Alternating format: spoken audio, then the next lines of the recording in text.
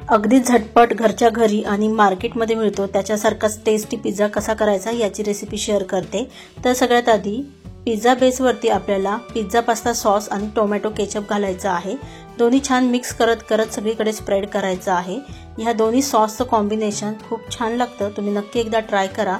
आणि आता टॉपिंग्स आपण आपल्या आवडीनुसार यावरती घालूयात। तर इथे मी कांदा, टोमॅटो व बारीक कट केलेली शिमला मिरची यामध्ये टॉपिंग म्हणून वापरत आहे। त्यासोबतच इथे स्वीट कॉर्न जे मी बॉईल केले होते थोडंसं मीठ घालून ते घातलं आहे आणि त्यानंतर इथे मोझरेला चीज थोडंसं स्प्रेड करून घ्यायचं आहे। आपल्या आवडीनुसार आपण टॉपिंग्स चेंज करू शकतो, तुम्हाला आवडत असेल तर पनीर किंवा चिकन सुद्धा तुम्ही वापरू शकतात। त्यानंतर ऑरिगॅनो चिली फ्लेक्स स्प्रेड केलं आणि तवा अगदी मीडियम हीटवरती तापत ठेवलेला होता 5 मिनिटं। त्यावर थोडंसं बटर किंवा तूप घालायचं आहे आणि आपला पिझ्झा बेस त्यावर ठेवायचा आहे। 5 ते 6 मिनिटांमध्येच आपला पिझ्झा रेडी होतो।